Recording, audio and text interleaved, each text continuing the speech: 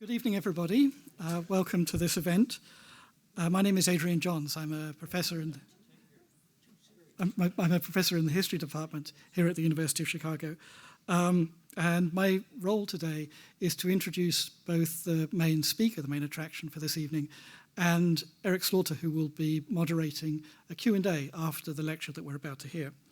As well as the lecture, there will be a reception after the Q&A, where I see several of you have copies of Andrew Pettegree's latest book, and there may be an opportunity to get that signed at that event. So I'll begin by introducing Eric, who will be known to all of you anyway, so I can get this very quickly done. Eric is an expert in the cultural history of 18th century American politics. He's a professor in the Department of English here, and he's also director of the Scherer Center for the Study of American Culture.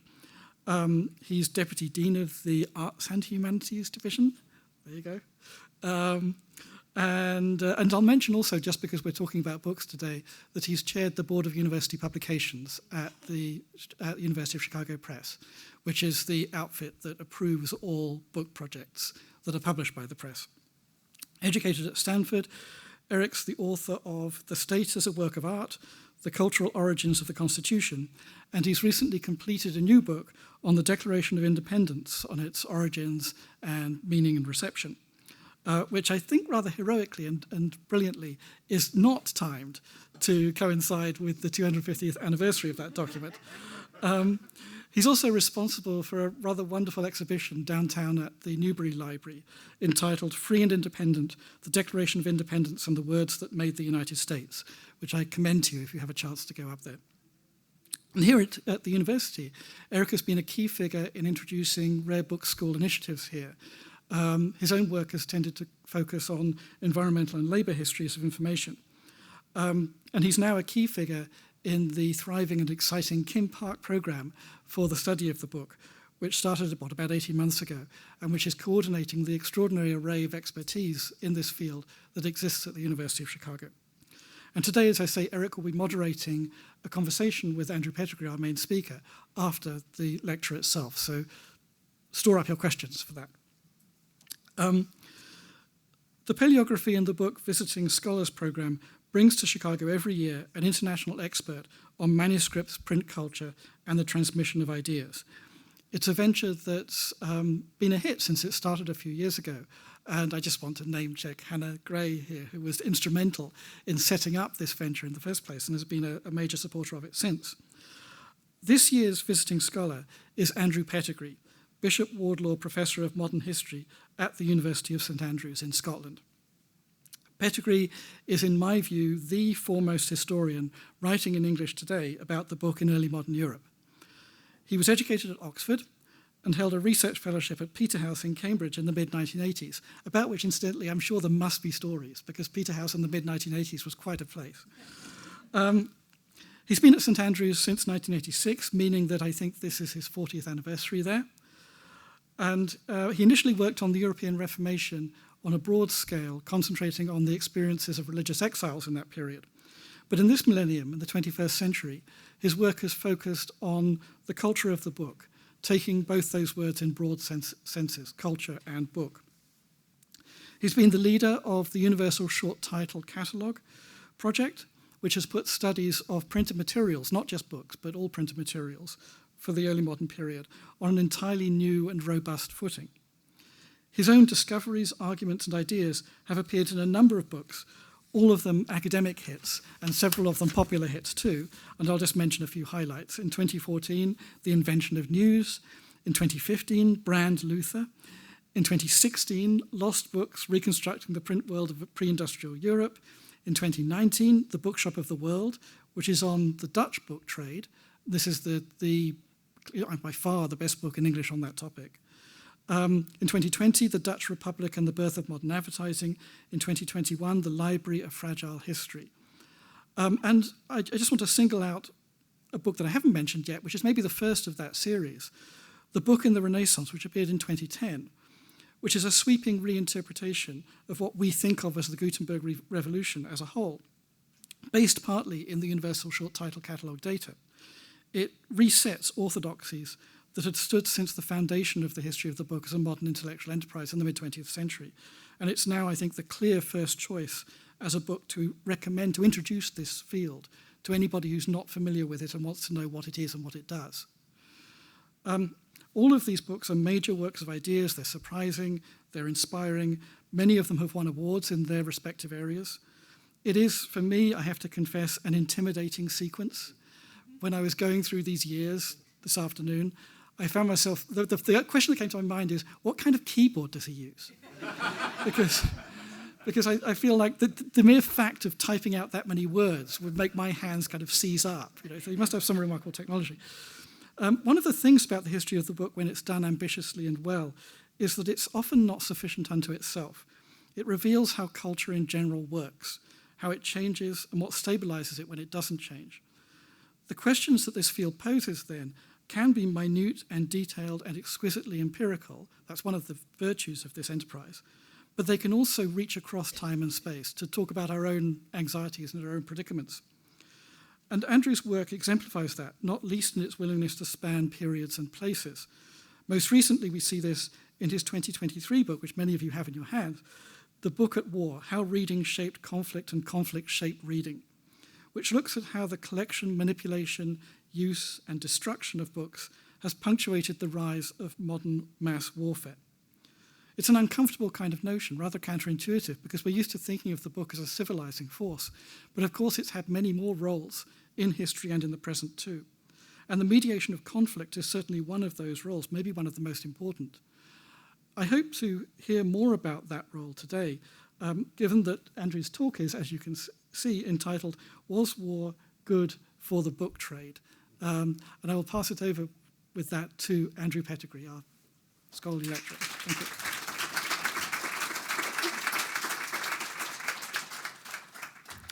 Well, thank you very much, Adrian, for those kind words, and I'll link to your kindness the help that I've received in my time in Chicago from many people in this room and many others as well. And it's been, for me, a very interesting time, and I've much enjoyed myself. Was war good for the book trade? Now, this is a slightly difficult subject in some respects, because and I knew when I wrote this book that the people who read my book on the library would not necessarily want to have a book with war in the title. But this is, on the other hand, the only book I've written where kind readers have sent me books from the war which they thought I might enjoy. This is an example of that. One of my readers sent me, having identified the book that Alan Lane of Penguin is here holding. He's with Eustace Frost, one of his collaborators, and he wrote me a very nice note saying, "You've probably owned this book, but if you don't, by all means keep it." I didn't, and I did. Another similar exchange had very unexpected consequences. I received through the post a card offering me 2 books, one an improvised book from the period of Allied occupation of Germany after 1945, and the second a Polish history published in London. Now, the first of these consists of 8 pieces of cardboard onto which text has been pasted. The purpose is to encourage the German population to repudiate the previous regime and to cooperate in the rebuilding of Germany. I've never seen anything like it and can't find any copy in any other library. Now, the calligraphy of the donor's card was so beautiful that I shared it with my wife, Jane. She looked at the unusual name and said, "I think that was my German teacher at Thurso High School." So when I went to Edinburgh to collect my new treasures, I asked my benefactor whether she'd taught in Thurso. I think she thought I was a CDI or a CID officer or something. She looked extremely shocked, and of course had no idea that the Jane Ryan she had taught was now Jane Pettegree. But she soon recovered from this shock, and this became one of several meetings in Edinburgh and St Andrews, with much Thurso chat with Jane, and more wartime books exchanged for some German and Italian books left over from our oldest daughter's studies. Now, was war good for the book trade? And this is obviously a difficult equation to solve. And the answer is clearly sometimes yes and sometimes no. It depends on which part of the book trade you're involved in, where you lived, and the stage of the war. So I'm going to break down this talk into its component parts, starting with production, that is publishers and authors, moving to distribution, books, shops and libraries, and ending with readers. Let's start with the German experience of the Second World War, which oscillated between feast in the years of its military success to the most abject book famine towards the end of the war. This impacted every aspect of the book trade, from author to reader.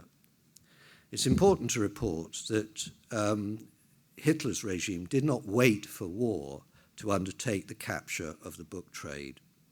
Like all professional groups, German publishers, librarians, and booksellers were organized into associations with reliable Nazi supporters at the helm.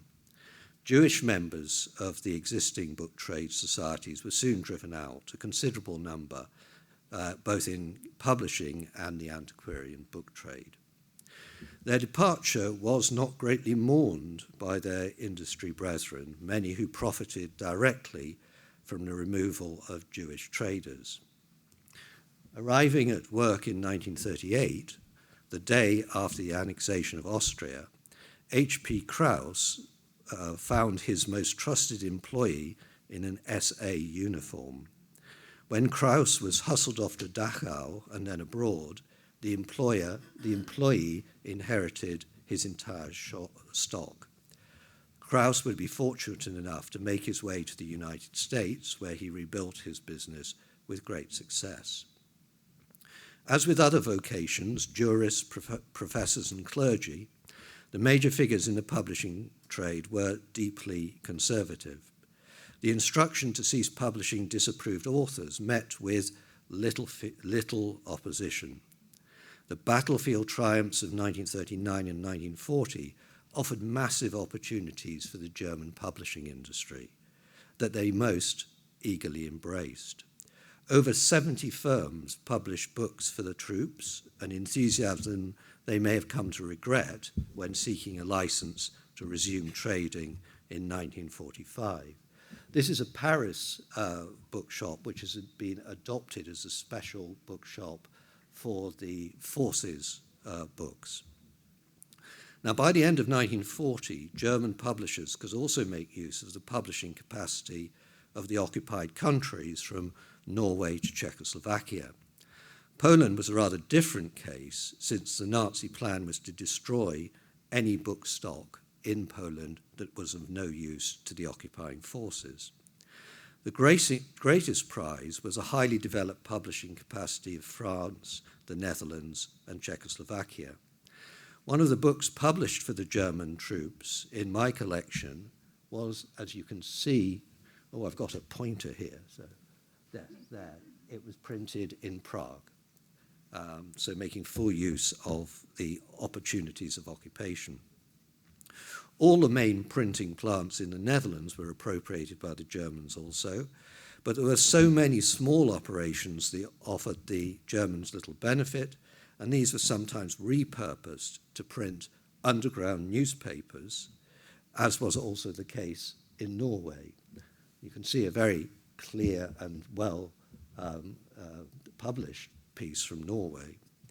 Now, these resistance newspapers did little to change the course of the war, but helped to restore some self-respect to those chafing at their subjugation. For Germany, the last years of the war were far more difficult, with persistent bombing of the major cities and a particularly devastating raid on Leipzig, the core of the publishing industry. If we now turn to Anglophone cultures, I want to start with this forthright piece of argumentation from the American Publishers Weekly, dating from the First World War. Now, bear in mind that this was published as the British, French, and Commonwealth forces were suffering dreadful casualties in the spring offensive of 1915. But this was an opinion expressed in this Publishers Weekly. The happy faculty of laissez-faire, which allows our country to loll comfortably unarmed in the face of a world war, has also aided the general recovery of business by relegating the war to the somewhat objective and impersonal position of a spectacle. Meanwhile, America bids fair to grow fat through the virtual stoppage of a large portion of the rest of the world's trade. Now, with the onset of the submarine warfare in 1915, the British publishers were terrified that their American competitors would take over the imperial markets around the globe, though the damage was much less than feared. The markets established in India, Australia, and South Africa by Routledge, the Oxford University Press, and others was too deeply entrenched to be easily destroyed. The Second World War began in much of the same way, with America an interested observer and the overseas market still essential to British airports. The British domestic market, meanwhile, immediately moved on to a war footing, with the government appropriating a substantial proportion of a diminished supply of paper. Paper supply is always a problem in wartime. This notwithstanding, British publishers had a very good war. In the face of changing demand, they proved flexible in their output, offering protagonists in the war the opportunity to share their experiences, along with journalists who had visited the war front.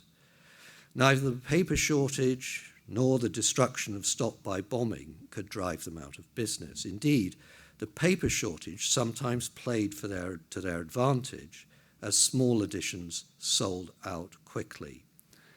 Now, this is Sir Stanley Unwin, who made the shrewd observation that this absence or lack of paper insulated publishers from one of the most potentially ruinous aspects of the trade, that is, publisher's error, publishing too many copies of a book, which then end up in warehouses.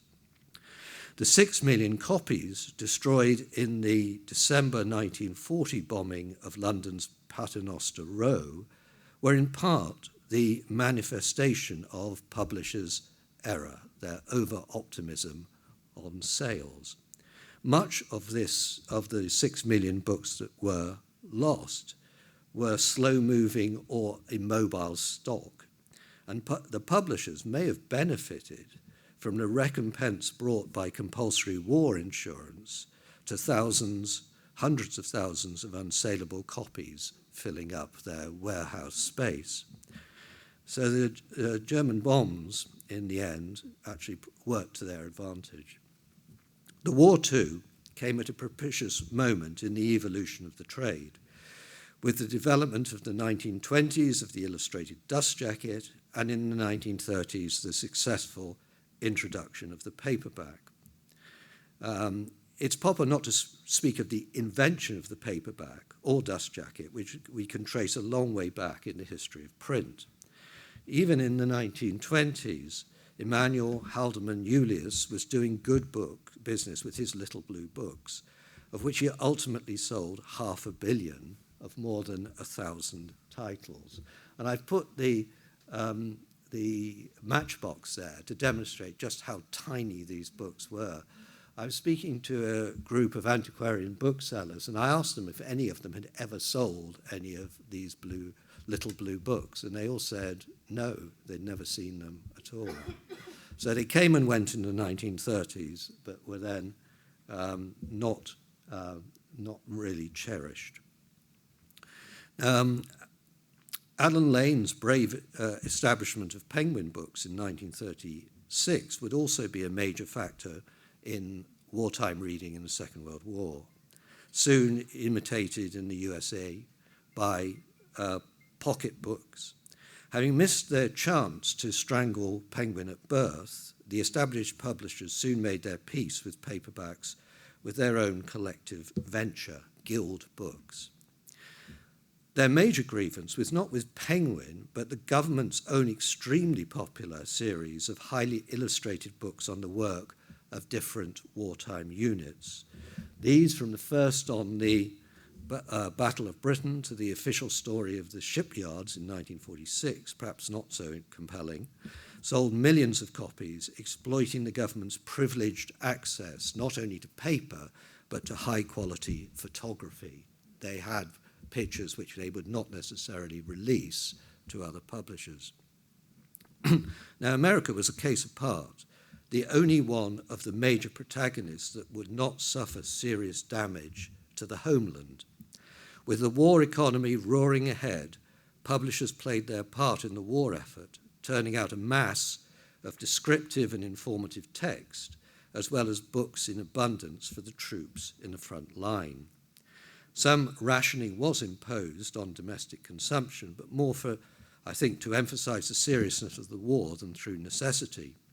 I have an issue of the San Diego Union of 1944, which has 50 pages in large format, all packed with advertisements for clothes, furniture, and foodstuffs, none of which would have been available in wartime Europe. Now, I think authors faced a far more difficult time than publishers. Many younger authors suspended their creative work and opted to join the forces or offer their services to a government body. In any case, with publishers reluctant to use their paper ration on an unknown quantity, there was never a worse time to be pitching new imaginative literature with no war content. This was a particularly difficult environment for female authors. In Britain, the abrupt closure of many magazines deprived them of fees and articles, while the war brought new responsibilities as their cooks, maids, and gardeners went off to more lucrative jobs in factories. This was a time when most middle-class households still had servants. The author's dilemma is well described in an exchange between Eunice Frost of Penguin and Kathleen Hale, the author of Orlando's Evening Out, the first illustrated work of fiction published in Penguin Strand for Children, Puffin. And this is what the author, Catherine Hale, wrote to Eunice Frost at Penguin. I'm wondering if you'll be sending me a statement of royalties soon. I will tell you why I'm worrying about all this. Domestic servants can command a much higher wage than hitherto, and I'm in danger of losing mine if I don't give her a rise very soon. I can't do this unless I get my royalties, for my husband's salary is, like everybody else's, halved by the increased income tax, and he can't help me. I want to be able to say to my maid that at a certain date I will raise her wages. If I lose her, then there'll be no more Orlandos, because I cannot possibly do without her. Happily, a check was dispatched, and there were 4 more Orlandos between 1942 and 1946. Now, if we turn from production to distribution, libraries certainly had a good war. As in the First World War, they equally embraced a mass of new responsibilities, selling war bonds, distributing printed wartime advice and regulations, acting as a collecting point for books donated for the troops, and making an essential role in sorting contributions for the paper salvage campaigns. People were asked to bring their paper to be salvaged and repurposed for war purposes. It should be said it became a criminal offence in London to use paper to light a fire with. It was so serious. So with the salvage campaigns, book owners were sometimes too generous, and librarians made a major contribution in identifying and saving valuable books that could be used for the war, or sometimes a 17th century Bible that had been given away for salvage. Contributions to rebuilding collections damaged by bombing were also important, and this was this sort of literature which wartime libraries now kept. The middle sheet is the clause of the Wartime Damages Act, which allowed publishers to get their compensation. Then there were wartime recipes, and then obviously leaflets to do for people like the air raid shelters. The war also did a great deal to shake up the conservative and sometimes censorious culture of the public libraries.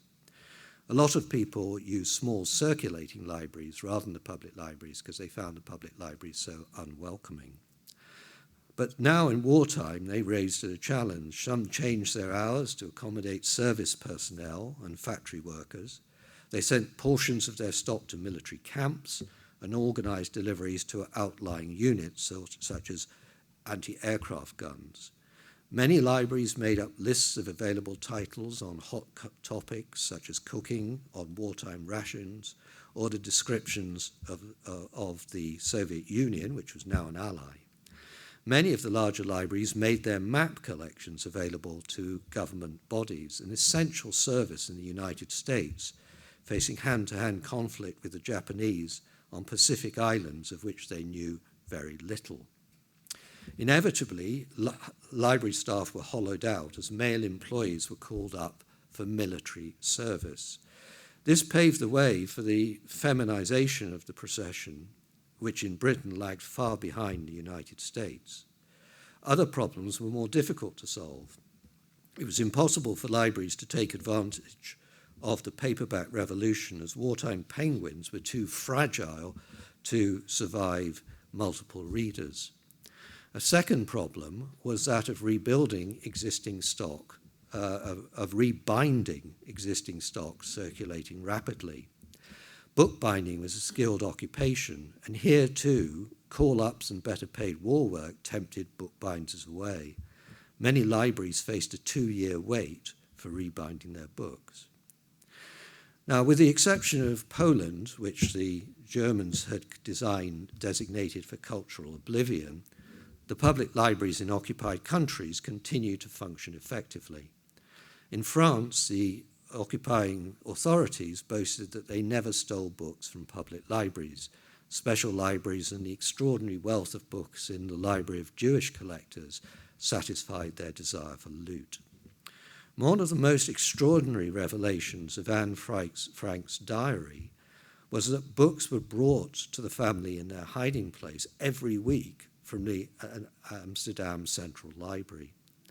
The braver of the librarians found room in their basements for resistance newspapers, and the Amsterdam University Library preserved the treasures of Jewish antiquarian booksellers, all housed in tea chests, neatly labeled as German periodicals.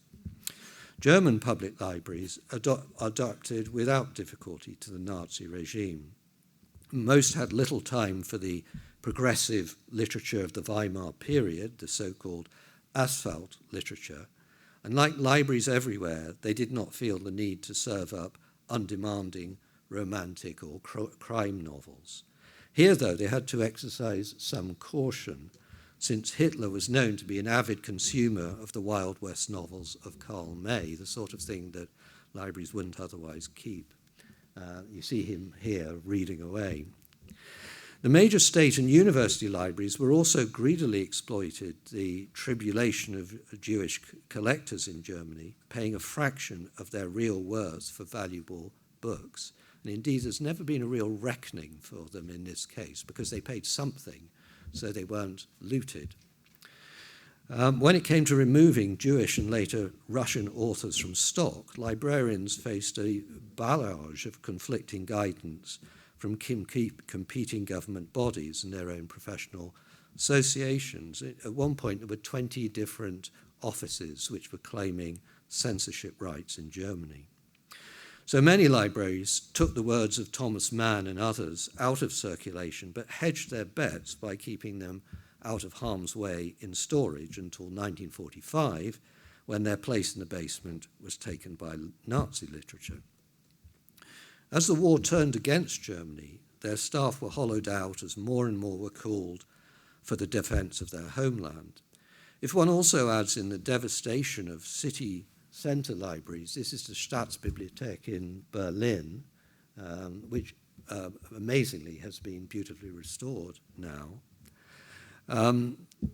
If one adds this devastation in, little progress could be made cataloguing the millions of books looted from occupied nations. Now, the librarians in the room will be familiar with the problem of cataloguing accessions, and the Nazis had stolen the best part of 10 million books by this point. So many ended the war in a warehouse near Frankfurt, most still in the chests in which they had been brought to Germany. And a tremendous job was made of repatriating these to many of the libraries and even to some of the individuals whose books these were. Now, bookshops also faced a mixture of opportunity and risk, but this was always the case for bookshops, even without the complications of war. I've just finished writing a history of bookselling, and historically, bookshops that survive for more than 10 years are in fact comparatively rare. Now, this has been rather disguised by the fact that we know most about the successful ones, like Blackwell's of Oxford, like Foyle's of London. Foyle's were selling to the expanded community of readers crowded into London, and Blackwell supplied many of the new books requested by prisoners of war, and we'll come on to them later. You may just see some copies of Hitler's Mein Kampf have been added to this undoubtedly posed picture, and when the cameras went away, they would have picked these up again and taken them back into the shop, because they actually sold rather well. But despite this important war work, there was no escape from call-up for booksellers. Hayward Hill, the proprietor of the fashionable Mayfair bookshop, was conscripted into the forces, leaving it in the hands of his wife and the author Nancy Mitford, who turned out to be an excellent bookseller. With demand strong, booksellers could do very well as long as they could obtain stock. The second-hand trade flourished as readers looked to the reassurance of well-known classics in troubled times. By the start of the Second World War, the American book trade had not developed the comprehensive network of bookshops we can see in parts of Europe. Relations between publishers and booksellers were not good. In the late 19th century, many American bookstores kept only about $200 to $300 worth of stock and used the capital to buy other goods that kept their heads above water.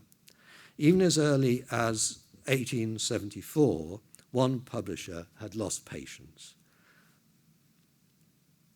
I'm about discouraged with the retailers.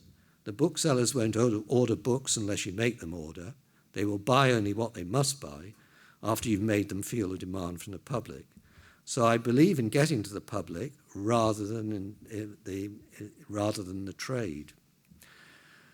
Could publishers then envisage a world without retail sales of new books? One who certainly could was the department store magnate John Wanamaker, who'd armed himself with his own literary journal, Book News, a monthly survey. Needless to say, he used this vehicle to defend the role of department stores in bookselling, very American phenomenon. It wasn't the same in Britain, and gave his bookstore competitors no quarter. There are no fixed prices for books. Bookselling is a decaying business. Any merchant can sell popular books. What with department stores and direct sales by mail, there was no prospect of the development of a nationwide network of bookshops outside the major metropolitan hubs in the United States. In the decades before the First World War, it's estimated that 90% of the books sold were not purchased in bookstores. It rather puts our own present anxieties about the decline of the physical bookshop into context. In Germany, in 1946, American authorities concluded that 80% of Germany's book stock had been destroyed in the war. not only through Allied bombing, but as a result of a sequence of eccentric and contradictory Nazi government authors. First, in September 1943, publishers were ordered to hand over most of their backstock for pulping, which they seem to have ignored, as in July 1944, publishers were threatened with examination of their warehouses. None of this helped booksellers who had so little stock that in March 1944, citizens were urged to sell their private collections to the remaining bookstores. It's unlikely this achieved very much, since patriotic householders had already searched their cupboards for the salvage drives. Yet only a few months later, in August 1944, bookshops were instructed to sell their stock to public libraries, hospital or factory libraries. By the time the Americans and British took over, few bookstores had more than a couple of hundred copies. By August 1946, the American Control Commission had licensed 254 publishers and almost 8,000 booksellers and printers to work in their zone. And this imbalance was very significant. With continuing paper shortages and so many damaged facilities, it was much easier to set up as a bookseller as long as stock was available.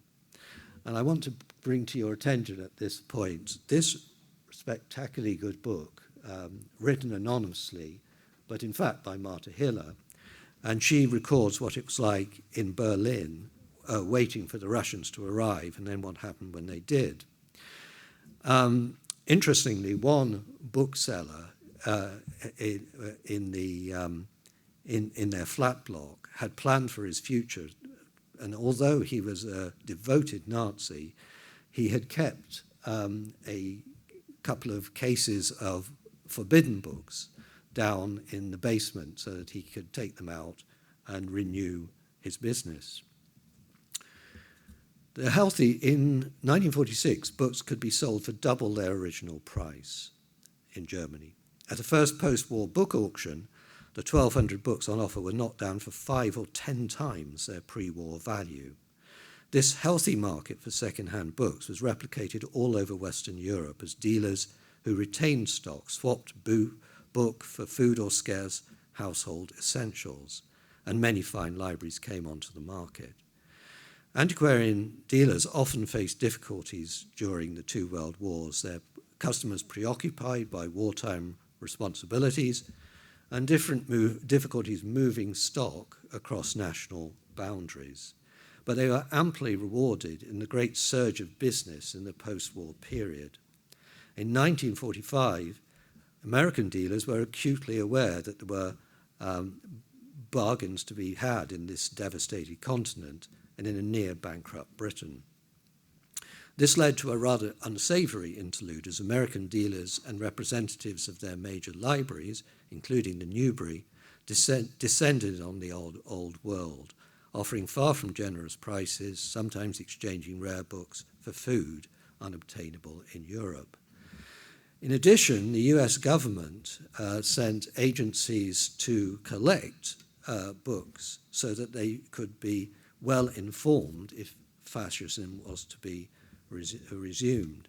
This they mostly took from publishers' stock, taking 150 copies of a total of 2 million books, which were then distributed among the major research collections around the United States. There's still left 500,000 copies for the Library of Congress itself, and a large proportion of Hitler's private library also made its way to the Library of Congress, while 80 of Hitler's books from the bunker in Berlin ended up in Brown University. Finally, what of readers? Here we see an extraordinary exchange, as many who read copiously before the war read much less or scarcely at all, whereas others, often away from home, read a great deal, sometimes for the first time. Now, Nella Last plays quite a big part in my book. She was a working-class autodidact for whom reading had been a staple of her life. But then came the war, and the combination of queuing for food, establishing a vegetable garden, cleaning the house, and writing a diary for mass observation, which is how we know of her. During the course of the war, she wrote 2 million words. All of this left little time for more than a quick glance at her husband's evening paper. For in addition to these domestic responsibilities, Nella had also volunteered at a Forces cafe and helped open a Red Cross shop in Barrow-in-Furness, then an important shipbuilding town, and hence a target for bombing. Now, it must be said, Nella Last really enjoyed this transformation of her life and missed the business after VE Day, but at least she was able to read again, as we see from her post-war diary. And this experience would have been multiplied many times over through the combatant countries. And the opposite case is epitomized by soldiers and prisoners of war who often read much more than they had before the war. Books for the troops were a major priority in both of the world wars, easily embraced by the civilian population and shaped by librarians. In the First World War, the donations from middle-class homes were not always well chosen for working-class conscript. The major combatants certainly learned from this experience. In the first years of the Second World War, Goering went direct to publishers to stock the libraries on Luftwaffe bases, and from 1940, books for the army could be found wherever the Wehrmacht fought, from Russia to the Atlantic Wall. This, by the way, is a Norwegian book boat that traveled from field to field to supply books and reading for the German soldiers. The content, like Karl Loeb's Laughing Roland, a book I showed you earlier, was something of a victory for Goebbels over the party's ideologues. Goebbels recognized that the hard-pressed troops were looking for light relief, not further propaganda. Now, the most remarkable innovation were the American service editions. And we've got 2 copies on the screen, and we've got 1 copy there in the room, which I'm sure Eric will wave to you all at some point. During the course of the war, over 1,000 titles were published in this distinctive landscape form. So what they did was they used the Reader's Digest presses, and they were put together. They needed to be the same number of pages, and then they would be printed as if they were one and then guillotined apart. It's an extraordinary experience. Mostly this consisted of contemporary fiction, but with a smattering of the 19th century classics, poetry, and some non-fiction. They were shipped in cases to dispatches of the US forces wherever they were deployed, whether a Pacific atoll or the Normandy beaches. 120 million copies were distributed free of charge, and they were hugely popular, though many of the troops must have hoped to get Betty Smith's A Tree Grows in Brooklyn rather than the Science Yearbook. It must be said that Betty Smith had a very important war, because a lot of troops wrote to her from hospitals, particularly to say how much they enjoyed this romantic tale, and she always wrote back, and she often sent a photograph as well. Now, the British did not try anything as ambitious as the service editions, but sixpenny paperbacks filled the breach and allowed the enlisted men to make their own choices. The thigh pocket on the uniform was often known as the penguin pocket, and penguins were passed around in camps, on transport vessels, or in military hospitals. Here's Alan Lane with a little penguin, and there is an advertisement in one which shows an English Tommy bayoneting a German soldier who looks remarkably like Adolf Hitler. Unfortunately, some of these, with these advertisements, made their way to prisoner of war camps, and the Germans were not so amused, and they banned penguin books for, I think, about 6 months. Now, the British Army, both the American and the American forces, also tried their hands at political education. a task which in practice fell to the company's junior officers.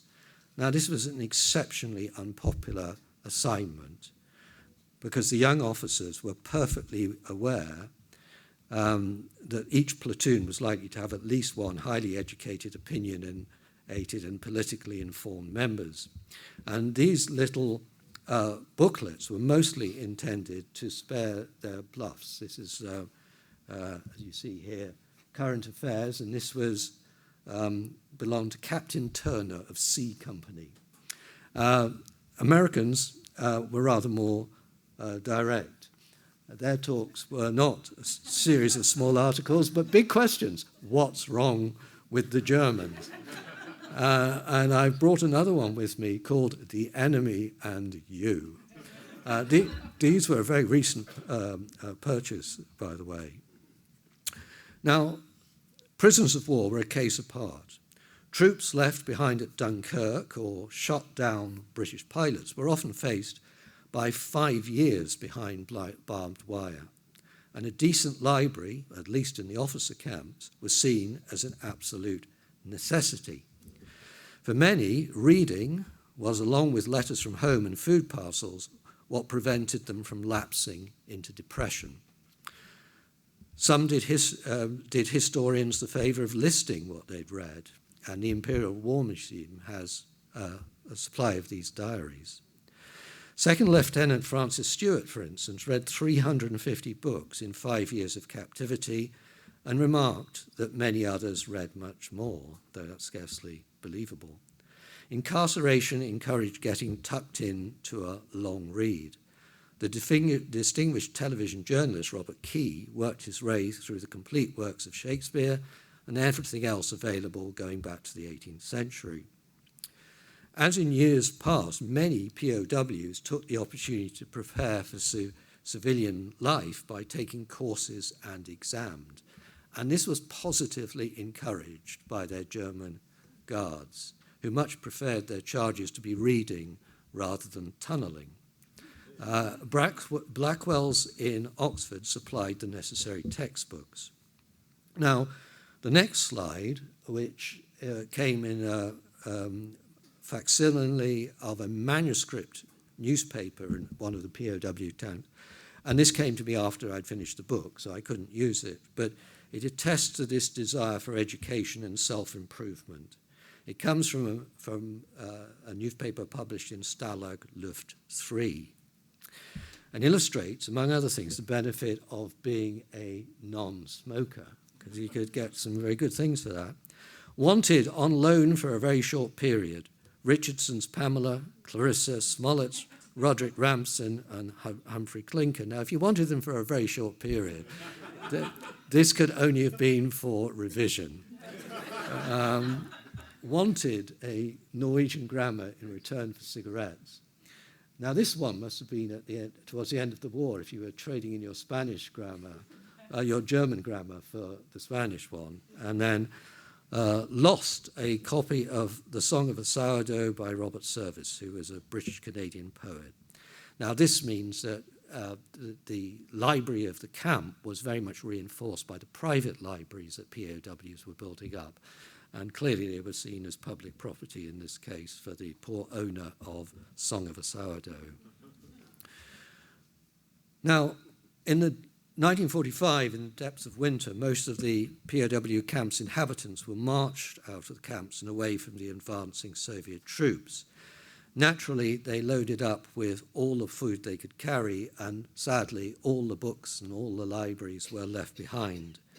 In consequence, books from POW libraries scarcely survive, which is why this cherished book is so important to me in my collection. It's another book I got from the York Book Fair. You think it was relatively offensive, Christianity and the Soviet Social Order. This was a New York edition, as you see, of a Penguin book, and it was strengthened side. And you can see what much of a business it was to get it. We've got a first censorship mark there before it left. Then it was sent to Geneva and the YMCA, and it was there sent for distribution. and it was sent to a Polish officers' camp, and this relates to this. So why was this not lost with the rest? The reason is this rather rude red stamp here, unzulässig, not permitted, which means that some German officer had maybe read a few pages and realized that William Temple was not an agent of peace, but on the contrary. So I think it must have been removed from the library, and that way it found its way into Germany and ultimately to the York Book Fair, where I was able to buy it. Reading in the camps was quite closely controlled. Winston Churchill's works were specifically banned, and this is a real contrast with the British approach to Mein Kampf, which is in a recommended reading list for libraries of British military camps. The thinking being that the more people read Hitler, the more determined they would be to beat him. Now, I want to end this talk by mentioning the situation with Ukraine, events which were too late to make their way into this book. Now, this is a war with 21st century weapons, but the consequences for the book trade were really quite similar to what we've observed in the Second World War. Oh, I put that there because I found this set of this Mein Kampf, the full lot, but in 6 mini pieces. And I thought of buying it, so I rang up my daughter who works in HR, and I said, "What do you think?" And she said, "Dad, you cannot have that book in your collection." So that was the end of that. You can't ask your children's advice and not follow it. This is, again, from Martha Hiller, sitting in Berlin, and she said, not without profundity, assuming everyone is doing the same thing as us and using Nazi literature to keep our stoves going, Mein Kampf will go back to being a rare book and a collector's item, as indeed it has. Ukraine. Now, I do recommend to you Andrei Kirkov's book, Diary of an Invasion. He's a Ukrainian but Russian-speaking author who had this to write. And what he points out is that 300 libraries were destroyed in the first phase of the war, some deliberately targeted. Again, this is the Germans in Poland, now the Russians in Ukraine, wanting to kill the culture of their enemies. Many Ukrainians fleeing west were obliged to leave their personal libraries behind. Still, again, you can recognize that from the Second World War. In Western Ukraine, libraries played a crucial role as collection points for refugees, and many soon opened classes in Ukrainian for Russian peace-speaking citizens. Civilians seeking to make a tangible contribution to the war effort also donated Russian language books for pulping and reuse, and here you see them being pulped. Once again, paper was in short supply. So readers in Ukraine were making the best of difficult circumstances and using books as a way of signaling their support for their own government. So if we draw up a balance sheet, was war good for the book trade? Obviously not in the plundered occupied countries, so the book trade of France, the Netherlands, and Scandinavia soon recovered after the Germans were defeated. Germany, too, would see a long-term benefit in the Western zones destined for democracy, with a far more varied and imaginative literature than would have been allowed under the Nazi regime. The United States emerged with the influence of its book trade gracefully enhanced, and Britain, too, benefited from the increasing dominance of English in worldwide reading. It's also the case that for all the regulations and production difficulties, all the conservatism of the pre-war industry, war encouraged creativity as readers turned their attention to books relating to the war and embraced the new paperbacks. Thank you very much.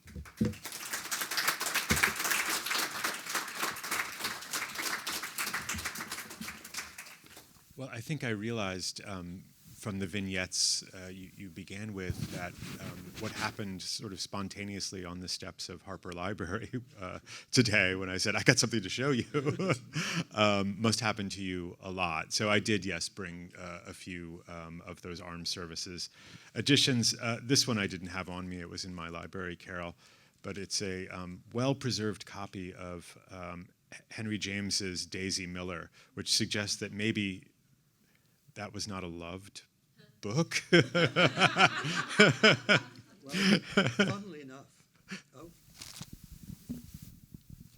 funnily enough, it's what my sister Sue is reading at the moment, Daisy Miller. Okay, so well, it certainly lived through the ages, put it like that.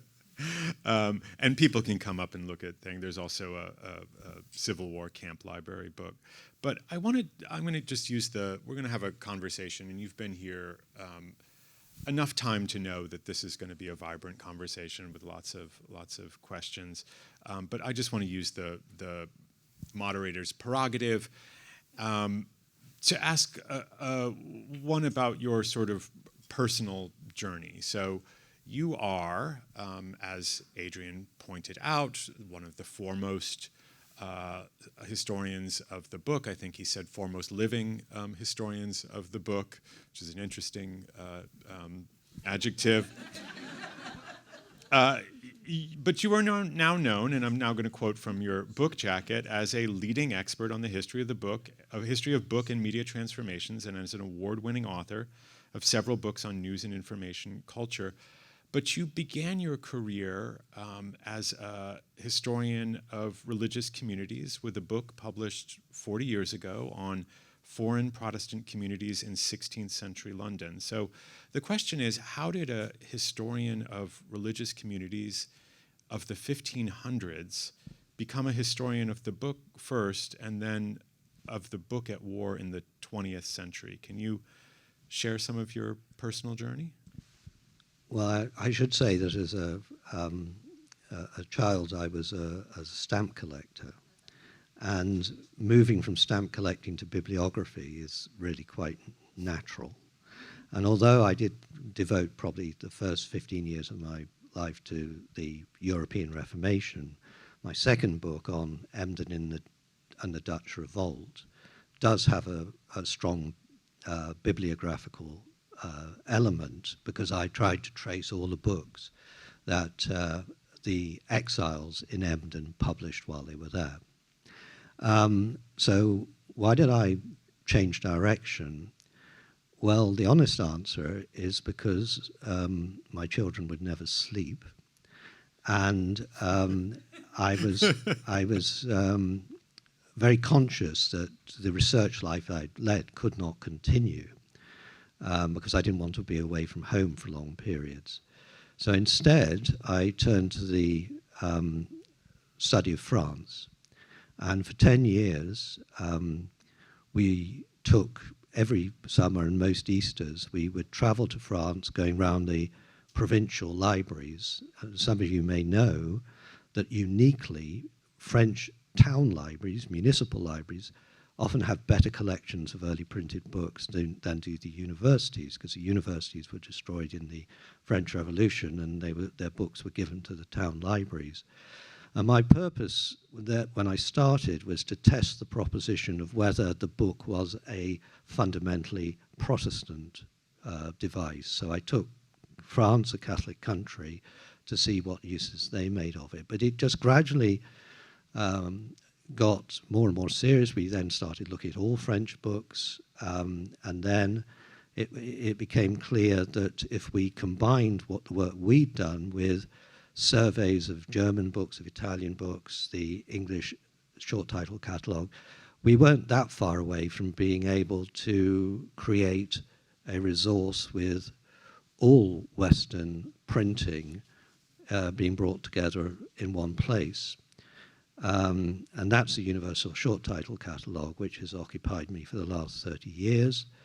Now contains information on 1.7 million editions published before 1701, with something like 7 million copies identified in 10,000 different libraries, archives, and museums, because archives have been rather neglected as a sort of book, of print, and we've made many of our best discoveries there.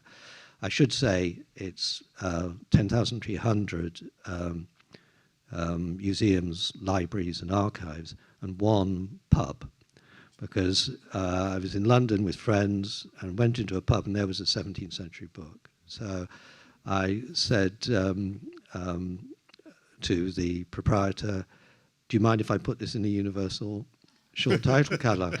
So she said, it wasn't a rare book. We had. You were trying to get a drink. We had we had 48 copies already, but I just was so charmed by the idea of having a book from a pub. So there we are. So that is the variety of my life.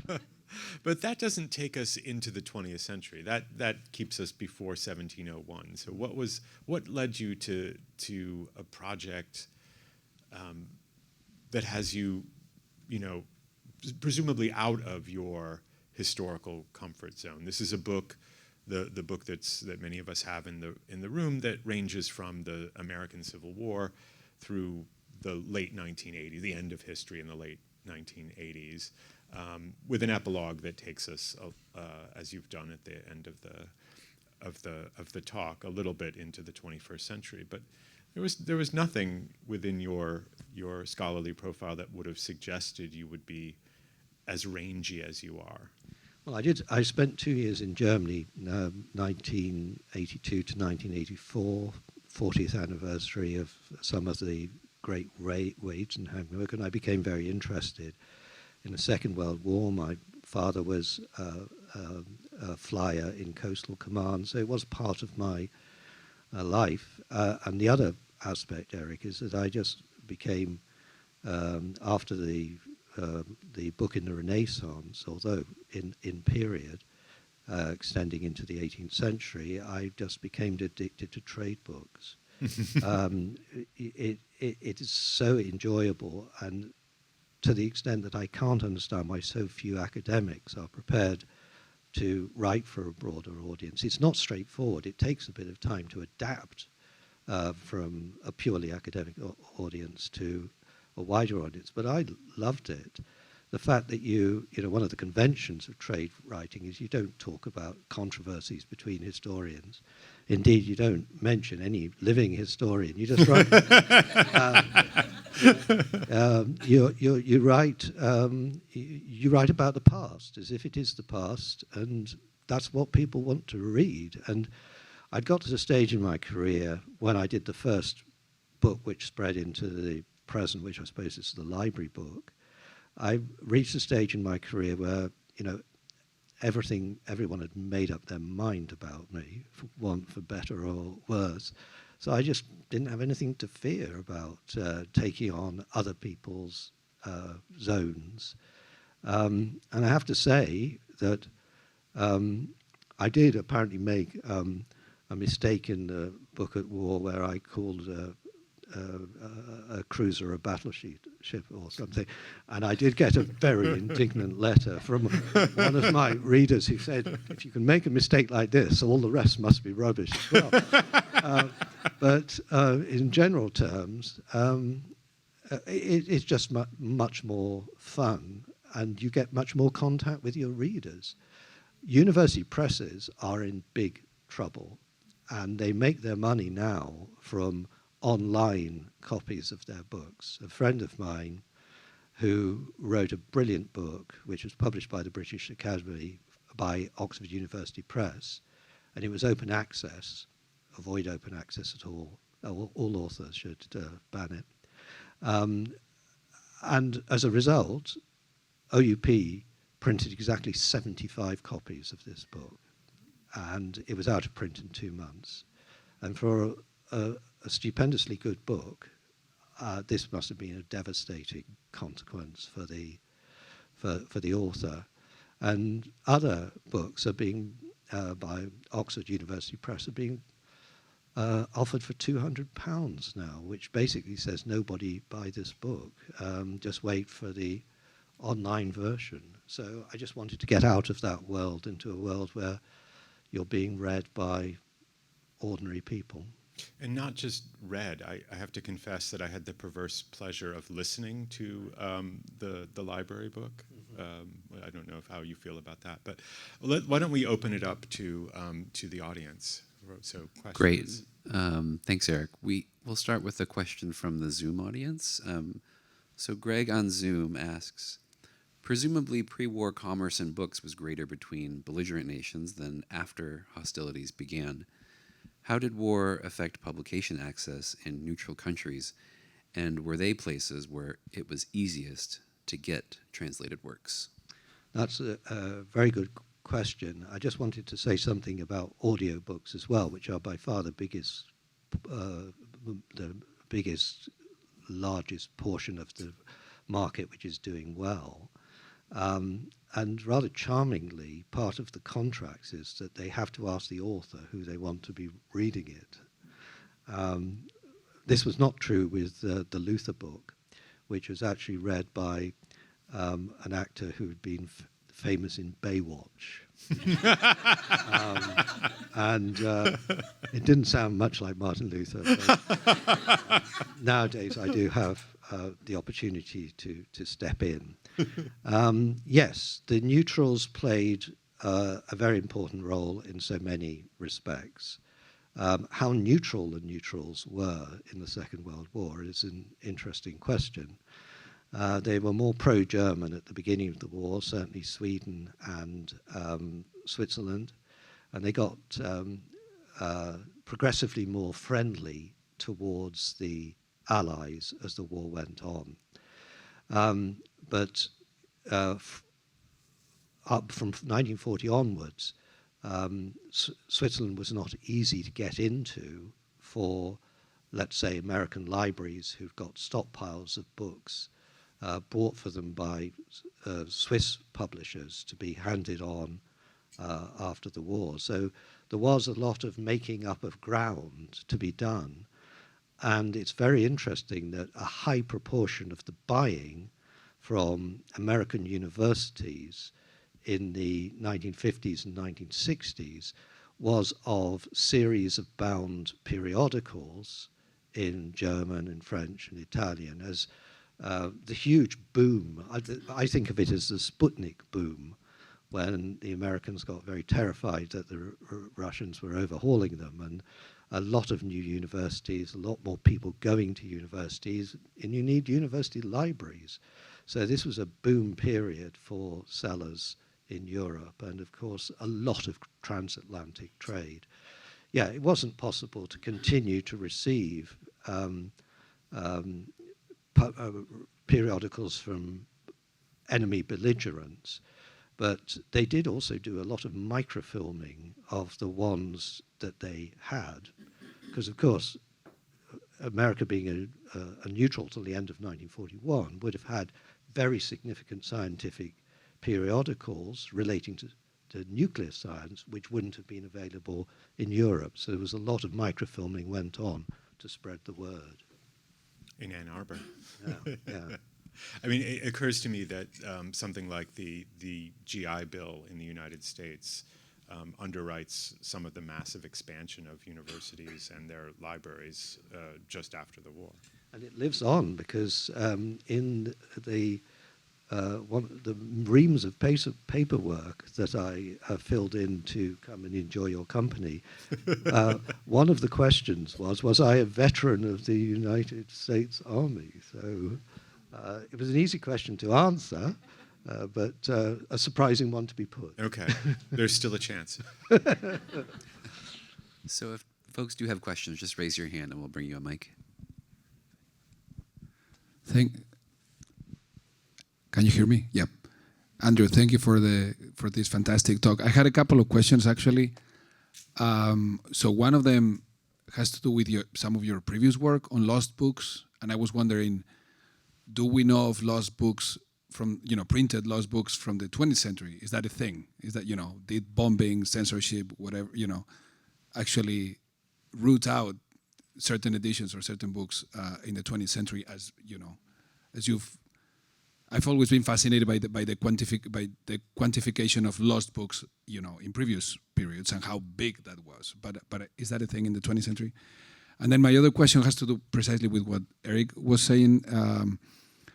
or it's related to that. It's about literacy and, you know, how literacy, because we kind of know that you concluded positively that yes, war was kind of good for for the book trade, but we do know also that armies and conscription is a really impactful factor of literacy since the Napoleonic Wars, but also way before that, right?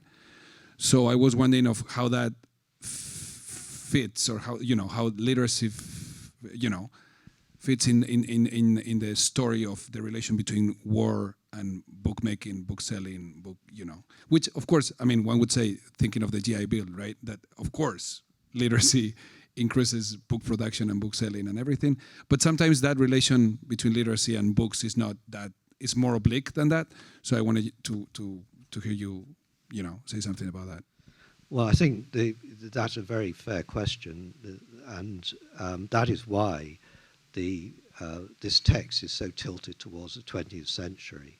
I mean, the Second World War was really the first major war where you could assume almost 100% literacy in the combatant armies. It wasn't true in the First World War, and this is why there is such a great emphasis on reading for the troops and education of the troops, because these were highly literate people with opinions of their own.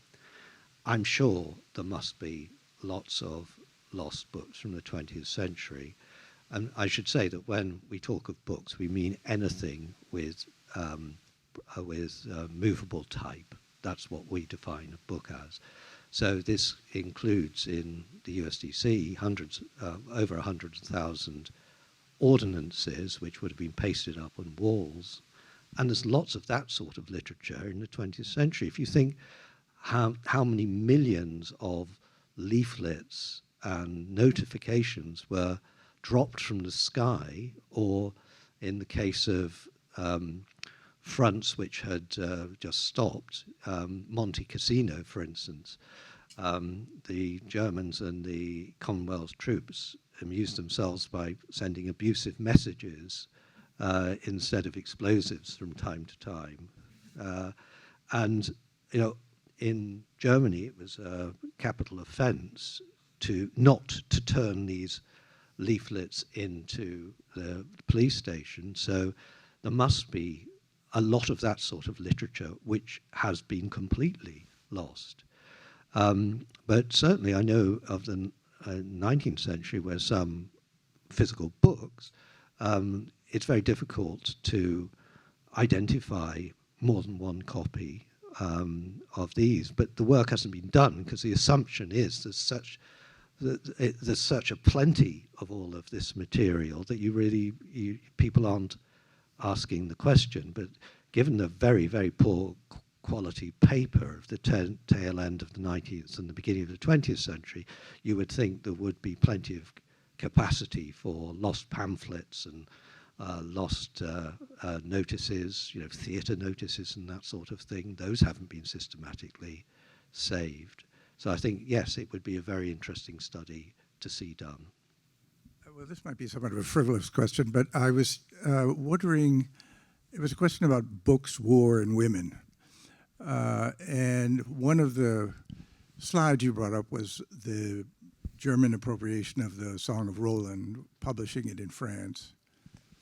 And then another slide that came up later, so that's obviously a kind of men, war, and books kind of publication with the French epic. And then the second one is Orlando that you raised up, which now has become a female cat.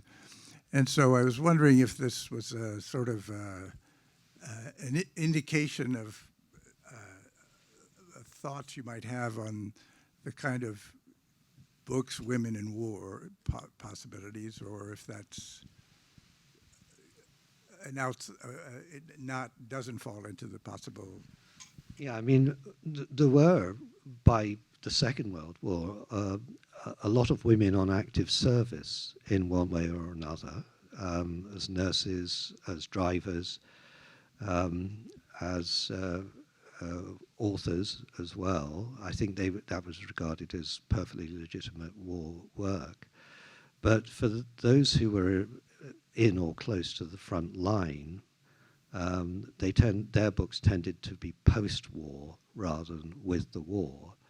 In 1940, the only people British readers wanted to hear from were RAF officers, and they had a tremendously high profile at that point. There were some female pilots in the RAF, but they were used almost exclusively for moving planes from one airfield to another. But it is very, very interesting the extent to which women's lives were changed by the absence of help in the house and by the limited opportunities to put their work into the public domain. But I'm after the bookselling book, I'm going to write a history of news to continue on from the invention of news through the 19th and 20th century, and female journalists will play quite a big role in that story. I had a question about how the war is good for the booksellers even up into the current day. Having lived and studied in both the UK and the States, I was always amazed by going to a bookstore or a newsstand, like at a train station, seeing how many magazines there are about the wars in the UK, and how few there are in the States, and how large the sections are about the wars in when you were in a bookshop in the UK versus the States. And so, from the title of your book, How Reading Shaped Conflict and Conflict Shaped Reading, how do those things translate into the present day? Because from my perspective, in modern day, it seems it was very positive for the booksellers because the UK still loves to read about their wars.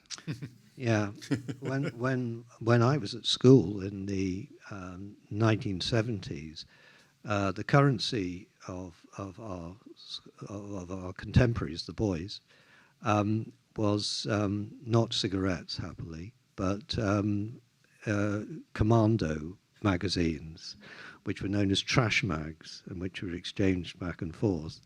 And they had caricature Germans always saying, Achtung, and things like that. Donner and Blitzen, and we loved them. But I think there is a serious point here that when people refer to the Second World War as Britain's finest hour, unfortunately, it's turned out to be true. If you look at our post-war history and our current attempts to bankrupt ourselves, you can look back on that period with a great deal of pride. There was a point in the Second World War where Britain was the last man standing. The Swedes were particularly strong in trying to persuade Britain to come to terms with Hitler, and the terms being offered actually were quite generous, which is basically Germany would have continental Europe and the British Empire would have the rest. And there were people in Britain who wanted to take that deal. Happily, Churchill was not one of them, and we are now where we are. So I think the long shadow of the war is because we were remembering times which were, easier to think about than the present. Thanks so much for your talk. I had, as part of my research, spent several summers in the Bibliothèque Carnegie in Reims, right across the street from the cathedral. And that was where I learned about the great philanthropy of Andrew Carnegie in rebuilding so many libraries. And I just wonder if philanthropists and this action that I think he built something like 2,500 libraries, not all after in the interwar period, but throughout his time. Wondered if that kind of action figures into your discussion at all. I talked about Carnegie quite a lot about in the book on the history of libraries, because he was important. I think the public library movement was struggling before Carnegie came along, because people had choices of what facilities towns needed: tennis courts, swimming pools, a theatre, somewhere to go dancing, and a lot of people who didn't think that libraries came to the top of the list. And he came up with a model where, by giving a building for free, but insisting that 1/10 of the cost of building was then provided for maintenance on an annual basis, he came up with a fantastic model for bringing libraries to small and middle-sized towns. The problem with public libraries were they were too intimidating for the sort of inexperienced readers that they wanted to attract. And it was a long time before public librarians gave up the sense that they should be improving people. And the thing about the war is that those sort of rules disappeared in wartime. The troops could read whatever they wanted. They should be given romantic literature or crime literature or anything they wanted, because they were fighting for the country. And so each successive war broke down barriers. And after, it was in the 1950s in the United Kingdom, for instance, when they first embraced taking in romantic literature, Mills and Boon sort of books, which do a very good business, particularly with pensioners in Britain. But they had no choice by then, because paperbacks were becoming so ubiquitous and were so inexpensive that instead of going to a library, in a way, the bookshop has become the library, because it's got such a much larger range of stock than the local public libraries. So the public libraries had to respond if they wanted to keep their place in the social contract. We can continue conversations. Andrew has agreed graciously to sign a few copies of his book, and there is a reception immediately following this talk. So I hope you'll join me in giving Andrew a round of applause. Thank you for coming.